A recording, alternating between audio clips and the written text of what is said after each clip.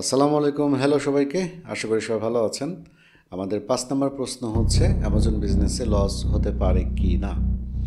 অর্থাৎ অনেক স্টুডেন্ট আমার কাছে প্রশ্ন করেন বা বিজনেস করতে যাচ্ছেন অ্যামাজনে, এরকম শুরুর দিকের প্রশ্ন। তো আমার কথা হচ্ছে যে আপনি তো শুরুতেই বললেন যে অ্যামাজন বিজনেস, অর্থাৎ এটা একটা বিজনেস। তো বিজনেস যেখানে আছে সেখানে লাভ লসের ব্যাপারটা আছে, এটা থাকবে। কারণ হচ্ছে লাভ লস ছাড়া কোনো আসলে পৃথিবীতে কোনো বিজনেস আমার জানা নেই, যা আছে আপনাদের জানা আছে কিনা সেটা আমি বলতে পারছি না। আর যেখানেই বিজনেস সেখানে আসলে লসের একটা সম্ভাবনা থাকে। লাভের সম্ভাবনা যেরকম থাকবে লসের সম্ভাবনাও থাকবে। তো অ্যামাজনের বিজনেসটাও সেটা। আপনারা অ্যামাজনে প্রোডাক্টটা কিনবেন হচ্ছে হোলসেল প্রাইসে। এটা হতে পারে আপনার নিজের প্রোডাক্ট আপনি তৈরি করে বিক্রি করতে পারেন, অথবা আপনি বিভিন্ন প্ল্যাটফর্ম থেকে হোলসেল মার্কেট প্লেস যেগুলো আছে, যেমন আমরা আলিবাবা থেকে প্রোডাক্ট পারচেস করি। এর বাইরেও আরও অনেকগুলো মার্কেট প্লেস আছে, হোলসেল মার্কেট প্লেস বা স্থানীয় বাজার। ধরেন আপনি আমেরিকান মার্কেটে আপনি বিজনেস করছেন, আপনি ওই স্থানীয় বাজার থেকে আপনি ম্যানুফ্যাকচারের কাছ থেকে হোলসেল প্রাইসে প্রোডাক্ট কিনতে পারেন। তো হোলসেল প্রাইসে হচ্ছে আপনি প্রোডাক্ট কিনলেন এবং আপনি রিটেল প্রাইসে অ্যামাজনে বিক্রি করলেন। এটাই তো মূলত বিজনেস। তো এখানেও কিন্তু লস হতে পারে। তো লসের সম্ভাবনা আছে, একদম ফেলে দেওয়া যাবে না যে অ্যামাজনে যারা সেল করতে যায় তারা সবাই মিলিয়নিয়ার হয়ে যায়, এরকম একটা ধারণা আমাদের সবার মধ্যে আছে। কিন্তু সেই ভুলটা আপনাদের ভাঙতে হবে। অ্যামাজনে কিন্তু সবাই প্রফিট করতে পারে না, অ্যামাজনে কিন্তু সবাই লাভ করতে পারে না। আপনার এর জন্য লাগবে হচ্ছে আপনার ইনভেস্টমেন্ট ক্যাপাসিটি, আপনার হচ্ছে শিক্ষা, অর্থাৎ আপনি এই বিজনেসটা কতটুকু শিখলেন, এবং আপনার বুদ্ধিমত্তা, এবং হচ্ছে আপনার প্রচেষ্টা, অর্থাৎ আপনি কেমন পরিশ্রম করছেন, আপনি আপনার বুদ্ধিমত্তা কেমন ব্যবহার করছেন। তো সব কিছু মিলেই কিন্তু আসলে সাকসেসটা নির্ভর করে। তারপরেও কিছু কমন আছে, কিছু কমন কারণ আছে, হ্যাঁ, কজ আছে, যেগুলো আপনাদের সামনে আলোচনা করব। যারা নতুন বিজনেসে যাচ্ছেন তারা যদি এই বিষয়টা শুরু থেকে মাথার মধ্যে আপনারা নেন, বা এই সমস্যাগুলোর কারণেই বিজনেসে লস হতে পারে, তাহলে আমার মনে হয় যে আপনারা লসের সম্ভাবনাটা অনেকটা এড়িয়ে যেতে পারবেন। তার প্রথম যে সমস্যা হয় সেটা হচ্ছে প্রোডাক্ট রিসার্চ ঠিকমতো না করা। আপনি যদি প্রোডাক্ট রিসার্চ ঠিকমতো না করে একটা ভুল প্রোডাক্ট নিয়ে যান, তাহলে পরবর্তীতে অনেক কিছু করেও কিন্তু সমাধান করা যায় না। যেমন আমরা পিপিসি মার্কেটিং করি, পিপিসি ক্যাম্পেইন চালাই, এটা করেও কিন্তু এক্সপেক্টেড সেলস নিয়ে আসা যায় না। খরচ হয় কিন্তু সেল আসে না। যদি আপনি একটা রং প্রোডাক্ট নিয়ে যান, অনেক কম্পিটিশনের একটা প্রোডাক্ট নিয়ে গেলাম, হ্যাঁ, সেখানে অনেক কম্পিটিটর, তাহলে কিন্তু খুব বেশি লাভ আপনি এখানে পিপিসি মার্কেটিং করে করতে পারবেন না। কারণ সবাই তো অ্যাড দিচ্ছে, আপনিও দিচ্ছেন। আপনি যদি লিস্টিং চেঞ্জ করেন, ধরেন যে টাইটেল, লিস্টিং, বুলেট পয়েন্ট, এগুলোতে আপনি চেঞ্জ নিয়ে আসেন, পিকচারে চেঞ্জ নিয়ে আসেন, ভিডিও অ্যাড দেন, ভিডিও তৈরি করেন, তারপরেও যদি এটা ভুল প্রোডাক্ট হয় তাহলে কিন্তু খুব বেশি কাজ করা যায় না, মানে খুব বেশি ইফেক্টিভ হয় না। সুতরাং প্রোডাক্ট নির্বাচনের ক্ষেত্রে, অর্থাৎ রাইট প্রোডাক্ট নিয়ে যাওয়া একটা কিন্তু খুব বড় ব্যাপার এবং মেজর ব্যাপার।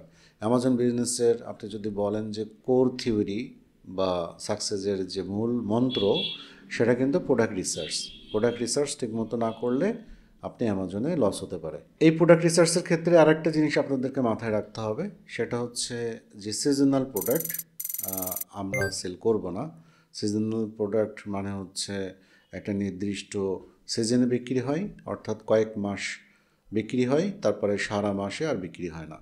যদি আপনি চিন্তা করেন ক্রিসমাসের সময় অনেক ক্রিসমাস রিলেটেড প্রোডাক্ট বিক্রি হয়, যেগুলা সারা বছর সেল হয় না। আমি যদি বলি অন্য একটা প্রোডাক্টের কথা, যেমন হচ্ছে ফিশিংয়ের কথা যদি বলি, মাছ ধরার যে আইটেমগুলো আছে, যারা মাছ ধরে, মাছ ধরতে পছন্দ করে, বড়শি বা এটার যে হুইল টুইল যেগুলো আছে, সেগুলো যদি আপনি সেল করতে যান, আপনি দেখবেন যে হয়তো সর্বোচ্চ 6 মাস সেল হচ্ছে, 5 থেকে 6 মাস এগুলোর সেল হচ্ছে। এটা একটা সিজনাল প্রোডাক্ট। তো এটা সিজনাল প্রোডাক্ট, তাহলে বাকি যে 6 মাস আছে সেই 6 মাস কিন্তু আপনি সেল পাবেন না। কারণ ইউরোপ আমেরিকাতে দেখা যাচ্ছে যে বাকি 3-4 মাস বরফ থাকে, তাদের সমস্ত লেক টিকগুলো হচ্ছে বরফে আচ্ছাদিত থাকে, সেখানে আপনি বড়শি ফেলতে পারবেন না, বা শীতের মধ্যে বসে থেকেও মাছ ধরে না, হ্যাঁ, বরফের উপরে বসে। তো এই জন্যে আপনি এই টাইপের সিজনাল প্রোডাক্ট যদি আপনি সেল করতে যান না বুঝে, তাহলে আপনার লস হতে পারে। সিজনাল প্রোডাক্ট যে কেউ বিক্রি করে না তা কিন্তু না, হ্যাঁ, কিন্তু আমাদের বিক্রি করা উচিত না আনটিল আনলেস আপনার পোর্টফোলিওতে আরও অনেক প্রোডাক্ট যদি না থাকে। অর্থাৎ আপনার পোর্টফোলিওতে 10টা প্রোডাক্ট আছে, আপনি আরেকটা প্রোডাক্ট সিজনাল প্রোডাক্ট নিয়ে গেলেন, শুধুমাত্র আপনার টার্গেটই হবে হচ্ছে 6 মাস বিজনেস করা। কিন্তু আপনার প্রোডাক্ট যদি হয় একটা বা দুইটা, তাহলে সিজনাল প্রোডাক্ট নিয়ে গেলে 6 মাস বিজনেস করবেন আর 6 মাস বসে থাকবেন। সুতরাং ওইটা তো আপনার একটা লস, কারণ ওর সঙ্গে তো আরও অনেক খরচ আছে আপনার যদি কিছু প্রোডাক্ট থেকে যায়, তাহলে তো সেই প্রোডাক্টের আপনার স্টোরেজ কস্টটা তো আপনাকে দিতে হবে, তাই না? তারপরে হচ্ছে আপনি যদি প্রফেশনাল প্ল্যানে থাকেন, তাহলেও তো অ্যাকাউন্টের একটা চার্জ দিতে হবে। তো এই কারণে আপনার সিজনাল প্রোডাক্টগুলো আমরা সাধারণত নিতে নিষেধ করি। আপনি সিজনাল প্রোডাক্টে বাদ দিয়ে যেগুলো সারা বছর চলে এভারগ্রিন প্রোডাক্ট, এই ধরনের প্রোডাক্টের অভাব নাই, মিলিয়ন্স অফ প্রোডাক্ট আছে কিন্তু। এরকম না যে ওই প্রোডাক্টটা ছাড়া আপনার চলবে না, তা না। আর মিলিয়ন্স অফ প্রোডাক্ট আছে, আপনি এখান থেকে একটা বাছাই করে আপনি নিয়ে যাবেন। সুতরাং আপনারা একটু মাথায় রাখবেন যে অ্যামাজনে বিজনেস করতে গেলে আপনাকে প্রোডাক্ট রিসার্চটা ভালো করে করতে হবে। 2 নম্বর হচ্ছে প্রাইসিং স্ট্র্যাটেজিতে ভুল করা। আপনি যদি খুব বেশি প্রাইস সেট করে রাখেন, তাহলে কিন্তু ওই প্রোডাক্টটা সেল হবে না। এর দুইটা কারণ হয়, দুইটা সমস্যা হয়। সেটা হচ্ছে যে কাস্টমার যদি দেখে যে সেম প্রোডাক্ট আপনি বিক্রি করছেন $50, আবার অন্য একজন বিক্রি করছে $20, টিকচারগুলো সব কিছু একই রকম, একই, তার ইউজেসটাও একই রকম, তাহলে আপনার কিন্তু প্রোডাক্ট সেল হবে না। ভুলক্রমে দু একটা হতে পারে, বাট প্রোডাক্ট কিন্তু সেল হবে না। এটা হচ্ছে কাস্টমারের পয়েন্ট অফ ভিউ থেকে। 2 নম্বর হচ্ছে এর আরেকটা আছে, অ্যামাজনের অ্যালগোরিদম কিন্তু আছে। অ্যামাজন অ্যালগোরিদম কিন্তু প্রত্যেকটা প্রোডাক্টের প্রাইস কিন্তু মনিটর করে।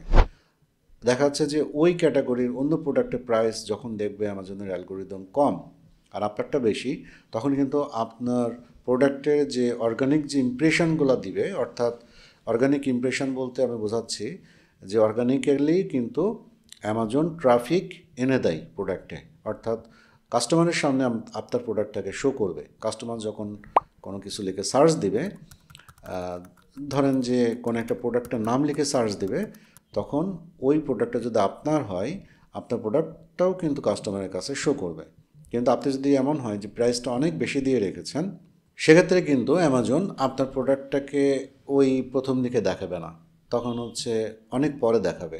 কাস্টমারের নজরে কিন্তু তখন আপনি যেতে পারলেন না, হ্যাঁ, হয়তো 5 নম্বর 10 নম্বর পেজে আপনার প্রোডাক্টটাকে শো করছে। সুতরাং এই যে প্রাইসিং স্ট্র্যাটেজিতে যদি আপনি ভুল করেন, অর্থাৎ রাইট যে প্রাইসটা দেওয়া উচিত সেটা যদি আপনি ভুল করেন, তাহলে অনেক বেশি দিয়ে ফেললে আপনার সমস্যা হবে। আবার আপনি যদি ভুল করে অনেক কম দিয়ে ফেলেন কোনো ক্যালকুলেশন ছাড়াই, তাহলেও কিন্তু আপনার লস হবে। প্রফিট মার্জিন যদি থাকেও, তাহলে কিন্তু অনেক কম থাকবে। সুতরাং প্রাইসিং স্ট্র্যাটেজিটা খুবই গুরুত্বপূর্ণ। এইটা আপনাকে সঠিকভাবে ক্যালকুলেশন করে তারপরে সিলেক্ট করতে হবে যে কোন প্রাইসে আপনার বিক্রি করলে আপনার এক্সপেক্টেড যে প্রফিটটা আছে সেটা আপনার থাকবে। লো কোয়ালিটির প্রোডাক্ট সেল করার চেষ্টা করা। আপনি যদি লো কোয়ালিটির প্রোডাক্ট সেল করতে যান, তাহলে কিন্তু আপনি লস খাবেন, এটা গ্রান্টেড, আমি বলে দিতে পারি। অ্যামাজনে লো কোয়ালিটির প্রোডাক্ট সেল হয় না সেটা আমি বলছি না, কিন্তু যারা লো কোয়ালিটির প্রোডাক্ট সেল করে এরা আসলে ভুল করে। এদের অ্যাকাউন্টের পরবর্তীতে কী অবস্থা হয় আমার জানা নাই, এবং আপনি ধরে নিতে পারেন যে এই অ্যাকাউন্টগুলো টিকে থাকে না। সো আপনি যদি কোনো লো কোয়ালিটি প্রোডাক্ট নিয়ে যান, তাহলে আমি বলবো যে আপনার কখনো না কখনো আপনার অ্যাকাউন্ট সাসপেন্ড হবে। কারণ লো কোয়ালিটি প্রোডাক্ট নিয়ে গেলে যেটা হয়, সাধারণত ইউরোপ আমেরিকার এইসব জায়গার মানুষ তারা কিন্তু তারা টাকা দিয়ে প্রোডাক্ট কিনলে তারা কিন্তু ভালো প্রোডাক্ট আশা করে, হ্যাঁ, কোয়ালিটিফুল প্রোডাক্ট। আমরা সবাই জানি যে ইউরোপ আমেরিকাতে অনেক ভালো কোয়ালিটি প্রোডাক্ট কিন্তু সেল করতে হয়, নাহলে ধরেন তাদের পছন্দ হয় না। এটা আমাদের ক্ষেত্রে যদি আমরা বলি, আমরা অনেক কম টাকা দিয়ে জিনিস কিনলেও কিন্তু আমরা ভালো কোয়ালিটি প্রোডাক্ট আশা করি। তো ধরেন এরকম হলো যে আপনি একটু হোলসেল প্রাইসে কম করার জন্যে আপনি হচ্ছে একটা লো কোয়ালিটি প্রোডাক্ট আপনি নিয়ে গেলেন, তার যে কনসিকুয়েন্স, তার যে এর পরবর্তী যে সমস্যাগুলো আপনি ফেস করবেন, সেগুলো কিন্তু অনেক সিভিয়ার। যেমন আপনি একটা লো কোয়ালিটি প্রোডাক্ট আপনি সেল করার পরপরই আপনি প্রথম রিভিউ থেকে শুরু করে আপনি বাজে রিভিউ পাওয়া শুরু করবেন। দেখা গেলো যে আপনার বাজে প্রোডাক্ট হলে প্রত্যেকটা রিভিউ কিন্তু খারাপ আসবে। আপনি রিভিউ কিনেও কিন্তু আপনি অ্যাভারেজ করতে পারবেন না, কারণ রিয়েল যারা কাস্টমার তারা রিভিউ দিবে এবং কিন্তু কমেন্টও লিখে দিবে যে এটা একটা বাজে প্রোডাক্ট। সুতরাং অ্যামাজনে নেভার এভার বাজে কোয়ালিটির প্রোডাক্ট আপনারা সেল করার চেষ্টা করবেন না অ্যামাজনে, যদি আপনারা লস না খেতে চান। কারণ যখনই এরকম হবে অ্যামাজন আপনার অ্যাকাউন্ট সাসপেন্ড করবে। অ্যামাজন যদি অ্যাকাউন্ট সাসপেন্ড নাও করে তাহলে হচ্ছে ওই প্রোডাক্ট মানুষ যখনই কিনতে যাবে তখন রিভিউগুলো দেখবে, দেখার পরে দেখবে যে এটা একটা বাজে প্রোডাক্ট, অন্যান্য কাস্টমার কিনেছে, সুতরাং সে কিনবে না। তার মানে কি আপনার সেল নাই, সেল না থাকলে আপনার প্রফিটও নাই। সুতরাং আপনার ওই প্রোডাক্ট নিয়ে আপনি কী করবেন তখন? সুতরাং বাজে প্রোডাক্ট, লো কোয়ালিটি প্রোডাক্ট আপনি নিয়ে যাবেন না। ফ্রাজাইল প্রোডাক্ট সেল করা, ফ্রাজাইল প্রোডাক্ট কিন্তু আপনার সেল করা যাবে না। এটা মোটামুটি আমরা বুঝি আর কি। ফ্রাজাইল মানে হচ্ছে যেগুলো ভঙ্গুর প্রোডাক্ট, অর্থাৎ কাচের তৈরি প্রোডাক্ট, কাচ রিলেটেড, যেগুলো সহজে ভেঙে যায়, এই ধরনের প্রোডাক্ট সেল না করাই ভালো। কারণ ভঙ্গুর প্রোডাক্টের রিটার্ন আসলে, মানে ধরেন ডেলিভারি দিতে যে আপনি যদি FBM করেন তাহলে তো পুরোটাই আপনার উপরেই চলে যাবে এই খরচটা, যে প্রোডাক্টের ডেলিভারি দিতে যে ভেঙে গেছে। সুতরাং ওটা কাস্টমার বেয়ার করবে না, অ্যামাজন করবে না, আপনাকে বেয়ার করতে হবে ওই লসটা। আর 2 নম্বর হচ্ছে অ্যামাজন যদি আপনি FBA করেন তাহলে অ্যামাজনও করতে পারে, মানে তারাও চেষ্টা করে যে এটা এড়িয়ে যাওয়ার, তারা আপনার উপর দিয়েই লসটাকে করার চেষ্টা করবে, বেয়ার করানোর চেষ্টা করবে, চাপিয়ে দেওয়ার চেষ্টা করবে। সুতরাং ফ্র্যাজাইল প্রোডাক্ট সেল না করার চেষ্টা করাটাই ভালো। এর বাইরেও মিলিয়ন্স অফ প্রোডাক্ট আছে। এই পয়েন্টগুলো যদি আপনারা ঠিকঠাকভাবে আপনারা যদি মেনে চলেন, আপনারা যদি হচ্ছে এইটা এড়িয়ে যান বা মেনে চলেন, তাহলে কিন্তু আপনাদের অ্যামাজনে লস হওয়ার সম্ভাবনা নাই। অ্যাজ এ সেলার, নতুন সেলার হিসেবে আপনারা এগুলো একটু সিরিয়াসলি যদি নেন এবং প্রত্যেকটা জিনিসগুলো জেনে তারপরে যদি অ্যামাজনে বিজনেস করতে চান, তাহলে আপনাদের আশা করি আপনারা অ্যামাজনের লস হবে না এবং রিকভার করতে পারবেন। সো ভালো থাকবেন সবাই, আজকে এই পর্যন্তই। দেখা হবে আবার পরের ভিডিওতে। আল্লাহ হাফেজ।